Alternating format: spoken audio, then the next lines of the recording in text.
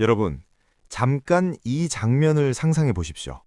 세계에서 가장 자존심 강한 방산 강국 프랑스가 자국의 최고 걸작이라 자랑하는 전투기를 팔아놓고도 오히려 더 큰 시장을 잃어버릴까봐 전전긍긍하고 있습니다.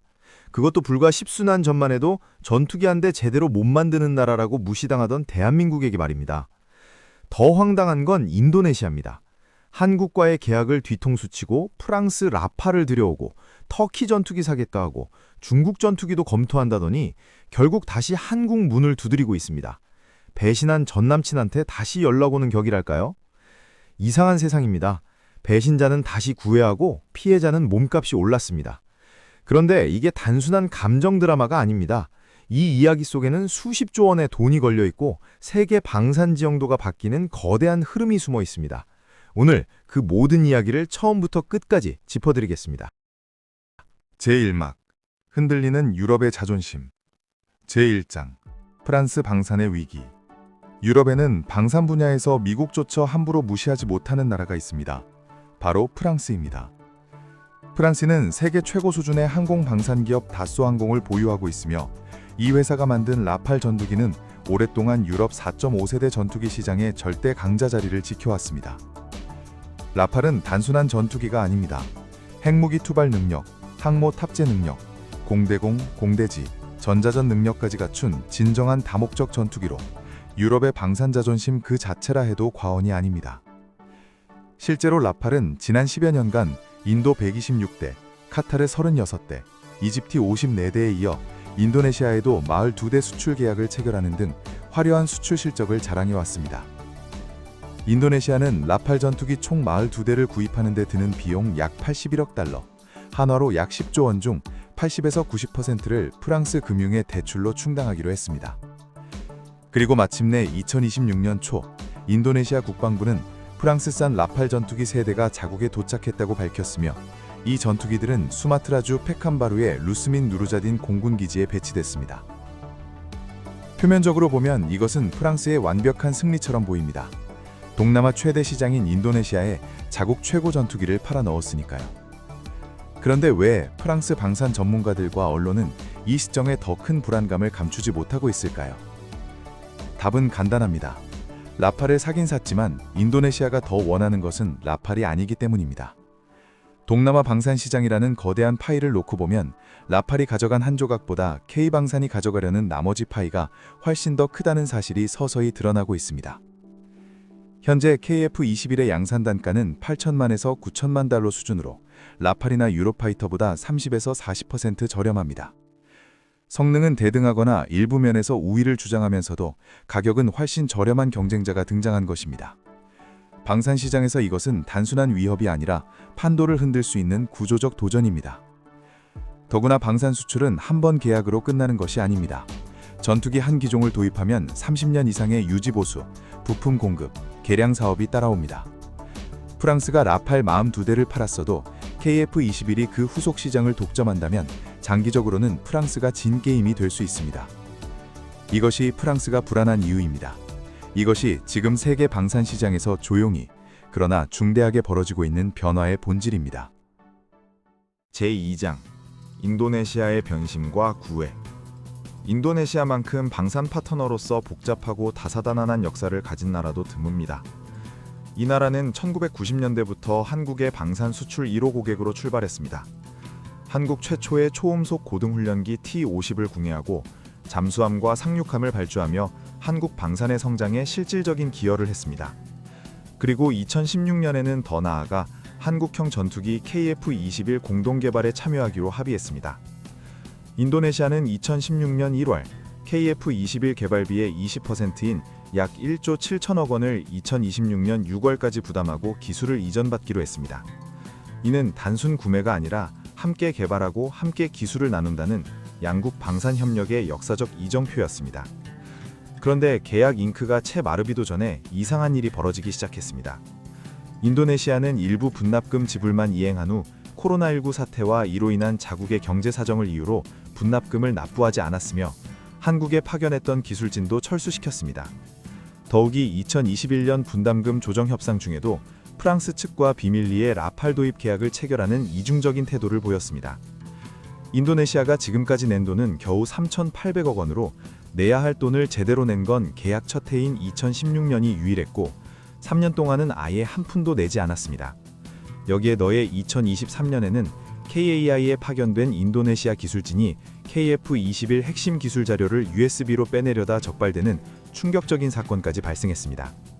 한국 여론이 들끓었고 인도네시아와 손 끊어야 한다는 목소리가 높아졌습니다. 그런데 정작 인도네시아는 이 시기에 무엇을 하고 있었을까요? 인도네시아는 유로파이터 인수를 타진하고 라팔 도입 계약을 체결하고 F-15EX에 관심을 보이고 튀르키예의 KAAN 전투기 48대 구매까지 발표했습니다. 이른바 전투기 백화점 전략이었습니다. 한국과의 협상에서 최대한의 양보를 이끌어내기 위한 압박 카드로 가능한 모든 대안을 동시에 테이블에 올려놓은 것입니다.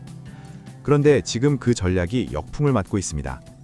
다중기종 동시 운영은 정비, 조종사 훈련, 부품 공급망 측면에서 현실성이 없었습니다. 라팔 도입이 본격화되고 KF-21 공동개발 협상이 재개되면서 F-15EX는 우선순위에서 밀려났고 2026년 2월 보잉이 인도네시아의 F-15EX 24대 도입 사업 무산을 공식화했습니다. 터키의 KAAN 역시 미국제 엔진 수급 문제로 개발 일정이 불투명합니다. 화려한 선택지들이 하나둘씩 사라지고 있는 것입니다. 그리고 결국 2026년 1월 인도네시아가 기존의 블록 1 48대 구입에서 블록 2 16대 구입으로 방침을 바꿨다는 소식이 전해졌습니다. 화려하게 떠났던 인도네시아가 조용히 다시 KF-21 쪽으로 방향을 틀고 있는 것입니다. 배신을 당한 쪽의 몸값이 오히려 오른 아이러니, 이 반전의 배경에는 무엇이 있을까요? 제2막 기술과 실리의 정면 승부. 제3장 프랑스의 파격 제안과 견고한 벽. 인도네시아가 프랑스 라팔로 기울기 시작했던 2021-2022년, 프랑스는 단순히 전투기를 팔러 온 게 아니었습니다. 이 계약에는 전략적인 패키지가 담겨 있었습니다. 빚을 내서라도 최신 전투기를 가져갈 수 있도록 프랑스 정부 금융이 전면 지원에 나섰습니다. 마크롱 대통령이 직접 나서 방문 외교를 펼쳤고 프랑스의 기술력과 유럽 외교 네트워크를 패키지로 묶어 제안했습니다. 인도네시아 입장에서는 당장 현금이 없어도 완제품을 받아올 수 있는 달콤한 제안이었습니다. 그 결과는 알려진 대로입니다. 인도네시아는 프라보어 대통령이 국방부 장관이던 2022년 프랑스로부터 라팔 전투기 42대를 81억 달러, 한화 약 11조 7천억 원에 구매하는 계약을 맺었습니다. 프랑스의 공격적 패키지 영업이 성과를 거둔 것처럼 보였습니다. 그러나 프랑스가 라팔을 팔면서도 막지 못한 것이 있습니다. 바로 KF-21과의 장기 구조적 경쟁에서의 우위입니다. 라팔 계약은 현금이 없는 인도네시아에 대출을 끼워 성사시킨 것이었습니다. 반면 KF-21은 인도네시아가 직접 개발에 참여하고 기술을 이전받는 구조입니다. 당장의 지갑 사정으로 보면 라팔이 유리하지만 장기적인 방산 자립의 관점에서 보면 KF-21이 훨씬 더 매력적인 선택지입니다.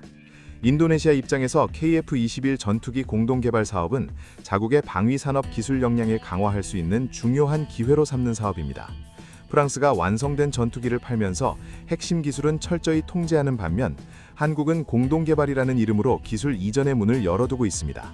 인도네시아가 진정으로 원하는 것, 즉 방산 자립이라는 목표 달성에는 KF-21 쪽이 더 유리한 경로라는 계산이 나오는 것입니다.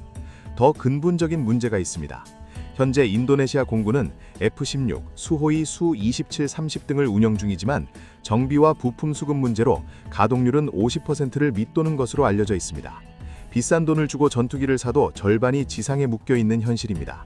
프랑스 라팔이 아무리 뛰어난 성능을 자랑해도 유지보수 체계와 부품 공급이 원활하지 않다면 그림의 떡이 됩니다. 반면 KF-21은 공동개발 과정에서 인도네시아 기술진이 직접 참여했고 유지보수 노하우를 직접 체득할 수 있는 구조입니다. 완제품을 빌려 쓰는 것과 직접 만들고 고칠 줄 아는 것 사이의 차이, 이것이 결국 인도네시아가 다시 KF-21 쪽으로 돌아서는 핵심 동기입니다. 프랑스의 파격 제안은 거래를 성사시키는 데는 성공했지만 시장의 근본적인 욕구를 충족시키는 데는 한계가 있었습니다. 제4장 압도적인 성능 차이.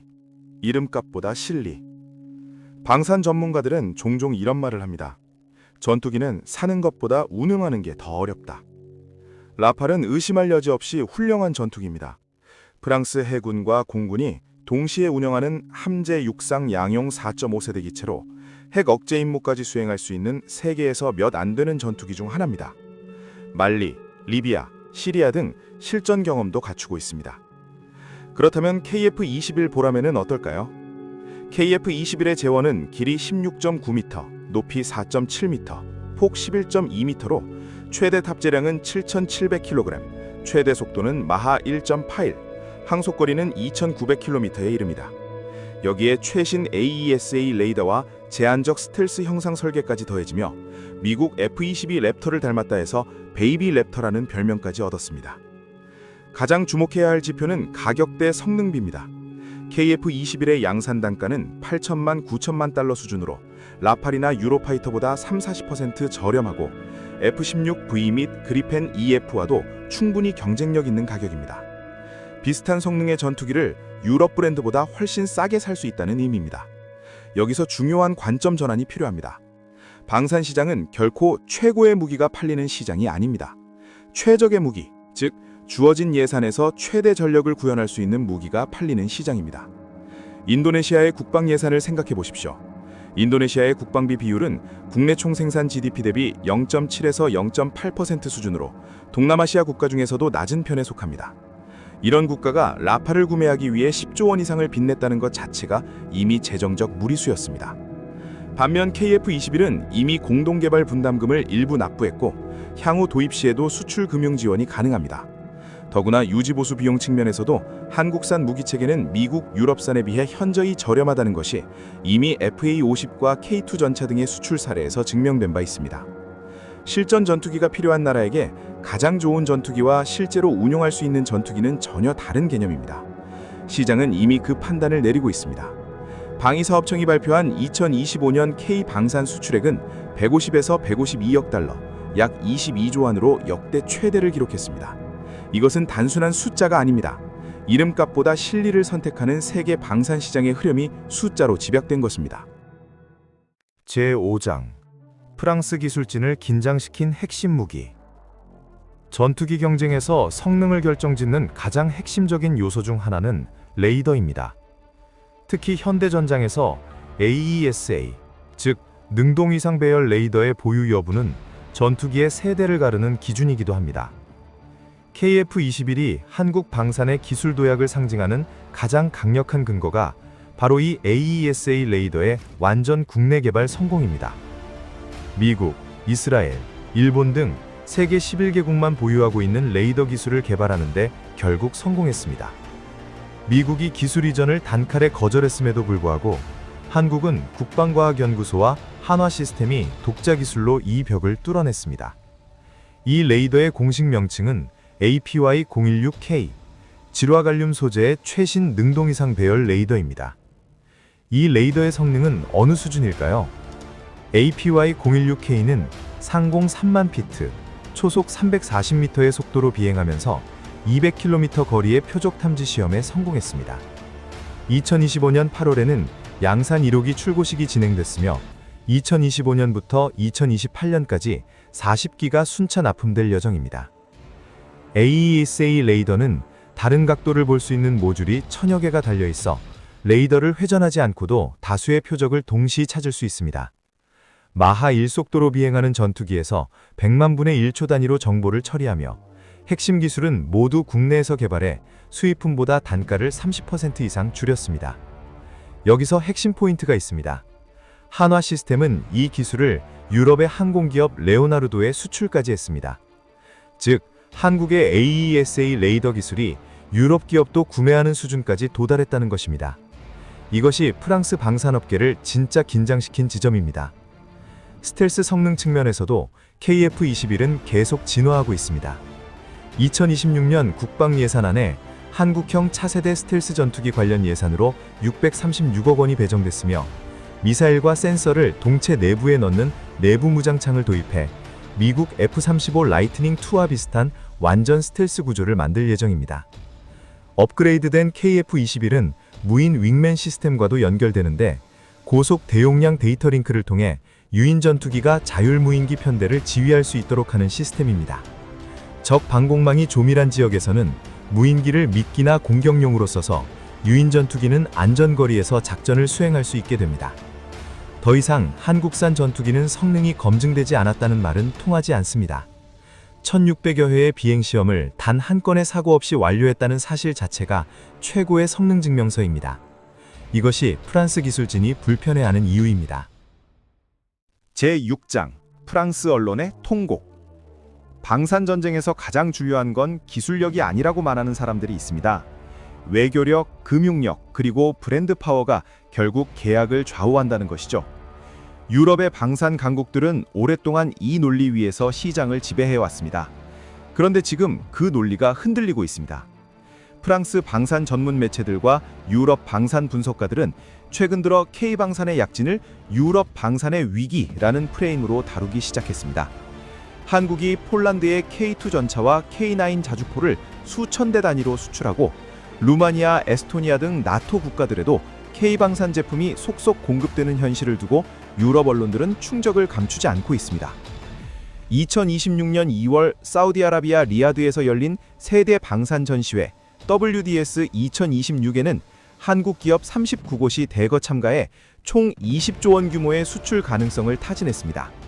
특히 한화는 역대 최대인 677제곱미터 부스를 운영하며 KF-21 전투기와 천궁-2 방공체계 등 핵심 전력을 총출동시켰습니다. 중동 시장에서의 K방산 공세가 더욱 두드러집니다. 사우디아라비아는 비전 2030 정책으로 국방비의 50% 이상을 현지 생산품으로 대체한다는 목표를 세웠는데 이 프로젝트의 파트너로 미국과 유럽이 아닌 한국이 점점 더 선호되고 있습니다. 기술 이전과 현지 생산에 있어 훨씬 유연한 조건을 제시하기 때문입니다. 전투기 시장으로 시야를 좁혀도 마찬가지입니다. 폴란드 방산 언론 디펜스24는 미국과 유럽의 견제가 있겠지만 KF-21은 시장을 뒤흔들 잠재력이 있다 하며 폴란드 활주로에서 보라매가 이륙할 날이 머지 않았다고 보도했습니다. 나토 회원국이 대놓고 한국 전투기 구매 가능성을 입에 올리는 것, 이것이 유럽 방산업계에게는 진짜 충격입니다. 유럽 시장은 어디까지나 유럽 기업들의 텃밭이었는데 그 텃밭에 한국산 보라매가 날아들 수 있다는 시나리오가 현실화되고 있으니까요. 프랑스 입장에서 최악의 시나리오는 이것입니다. 인도네시아 시장에서 라팔은 팔았지만 그 이상의 시장, 즉 유지보수와 후속기종 도입 시장은 KF-21에 내주는 구도입니다. 표면적인 승리 뒤에 숨어있는 구조적 패배, 이것이 프랑스 방산 전문가들이 진정 통곡하는 이유입니다. 제3막 게임 체인저의 등장과 미래. 제7장 4.5세대 시장의 게임 체인저. 2026년 현재 KF-21은 하나의 중요한 문턱을 넘어섰습니다. 2026년 1월 13일 방위사업청은 경남 사천 남해상공에서 KF-21 최종 개발 비행 시험을 성공적으로 완료했다고 밝혔습니다. 42개월간 총 1,600여 회 비행 시험을 단 한 건의 사고 없이 완료하며 13,000여 개에 달하는 시험 조건을 통해 비행 안정성과 성능을 종합 검증했습니다. 개발 중인 기체에서 실전 배치 기체로의 전환, 이것은 방산 시장에서 완전히 다른 의미를 가집니다. 잠재 구매국들이 가장 우려하는 것은 검증되지 않은 기체에 수조 원을 투자했다가 개발이 실패하면 어떻게 하느냐는 리스크입니다. KF-21은 이제 그 리스크에서 자유로워졌습니다. 2026년 하반기부터 2028년까지 KF-21 40대가 한국 공군에 순차 인도되며 초도 양산 기체는 올해 하반기부터 공군에 인도될 예정입니다. 양산이 시작됐다는 것은 가격이 더욱 안정화되고 공급 일정에 대한 신뢰도가 높아진다는 의미이기도 합니다. KF-21이 4.5세대 시장의 게임 체인저로 불리는 가장 결정적인 이유는 그 확장성에 있습니다. AESA 레이더 모드 업데이트를 통해 공대지, 공대함 임무 수행이 가능해지며 운용 가능한 무장이 추가됩니다. 2025년 12월에는 6,859억 규모의 공대지 무장 평가 시험 계약이 추가되며 기존 계획보다 약 1년 빠른 2027년부터 공대지 무장 운용 능력이 부여될 예정입니다. 즉, 지금도 강하지만 앞으로 더 강해질 전투기입니다. KF-21 블록3는 미티어 공대공 미사일 4발 또는 정밀 유도폭탄을 내부에 넣을 수 있는 무장창을 갖추며 2030년대 초중반 실전 배치 시 한국은 세계 5, 6개국만 보유한 스텔스 전투기 운영국 반열에 오르게 됩니다. 4.5세대로 시작해서 5세대로 진화한다는 로드맵, 이것이 구매국들에게 한 번 사면 오래 쓸 수 있는 플랫폼이라는 확신을 줍니다. 속도전도 주목해야 합니다. KAI는 2026년 매출 목표를 5조 7,306억 원으로 설정했는데 이는 전년 대비 58.1% 증가한 수치입니다. 수주 목표는 10조 4,383억 원으로 63% 증가를 전망합니다. 단일 방산 기업의 성장률로는 세계적으로도 유례를 찾기 어려운 수치입니다.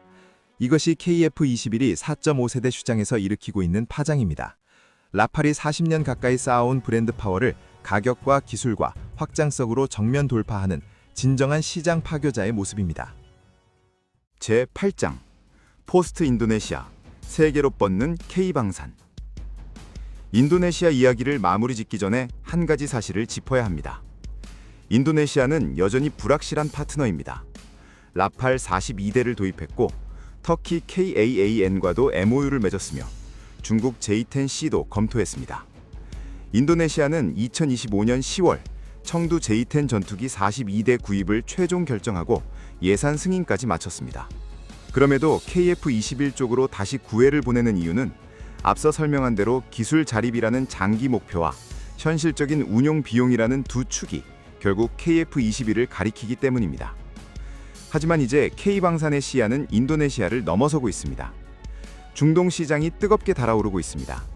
2025년 11월 체결된 한 UAE 방산협력 MOU는 150억 달러 규모로 KF21의 공동개발, 현지 조립, 미래 파생형 공동 수출까지 포함하는 가치사슬 파트너십을 골자로 합니다. UAE는 단순히 전투기를 사겠다는 것이 아니라 한국과 함께 개발하고 함께 팔겠다는 것입니다. 이것은 차원이 다른 협력입니다. 사우디아라비아도 심상치 않습니다. 2026년 1월 사우디 공군사령관이 KAI를 방문해 KF21 기동 관람 및 성능 브리핑을 받았습니다.